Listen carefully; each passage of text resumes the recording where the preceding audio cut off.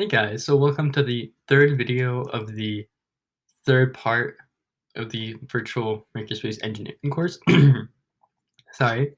And this video is specifically covering the why is creating this certain project important, and why creating this slingshot rocket is important for engineering and just in general.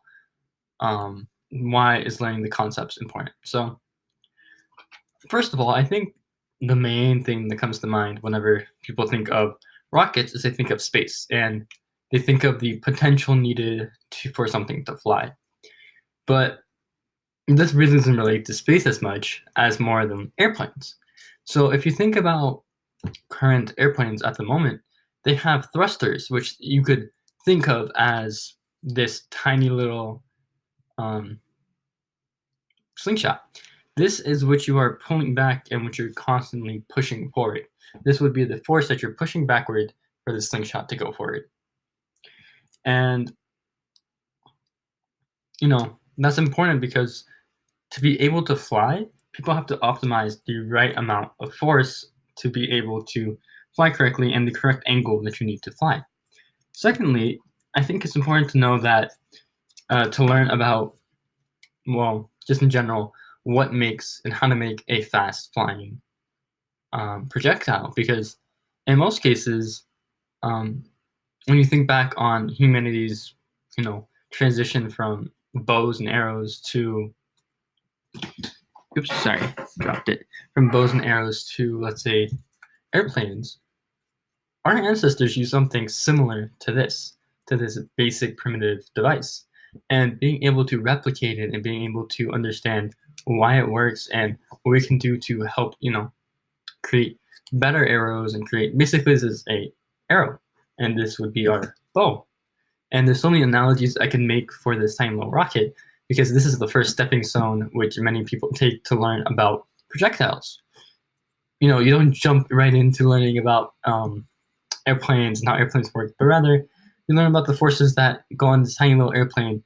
And if you really are interested in how this airplane, not even how this airplane works, so I discussed that, but why you want to continue advancing this tiny little arrow into, let's say, a drone, and going from a drone to, let's say, an airplane to then sky or rockets.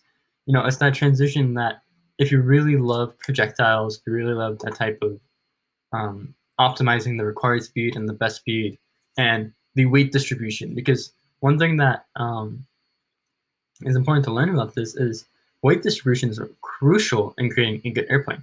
Because let's say I took out these 3 wooden craft sticks from inside of this airplane, it's gonna not fly as well as you would hope to, because there is not enough mass to be able to push the airplane past the air resistance. And because there's more mass, it's able to fly easier and fly faster. And that's crucial to know because, well, let's say people start wanting to create a new bow and arrow that shoots faster and shoots long range.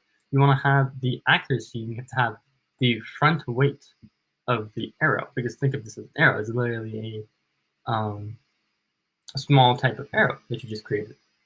And by being able to do this, you could, get a glimpse into why it's important to create projectiles, and how, simple projectiles such as arrows or such as any of the above have advanced human civilization from a tiny little, not even tiny little, but from hunters and gatherers to now the radical civilization we are. Because I think just knowing how this tiny little arrow changed our species from primitive, not even primitive, from basic civilizations to that of hunters and gatherers. Because without this tool, without the weight distribution, without the agility of this arrow or this rocket, whatever you want to call it, humanity wouldn't be able to get where it is at the moment.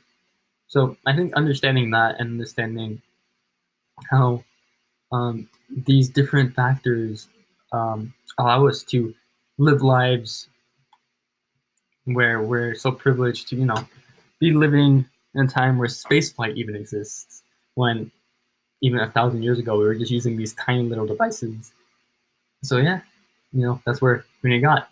And if you're really interested in learning more about projectiles, more about space, and more about aerodynamics, you could watch some videos about airplanes and how airplanes work.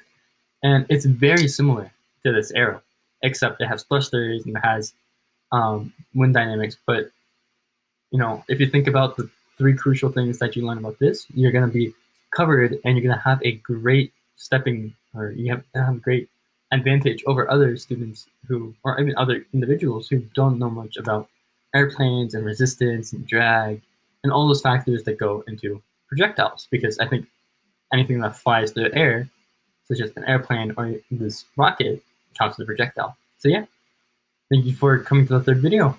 Hopefully I'll see you in the fourth one. Bye.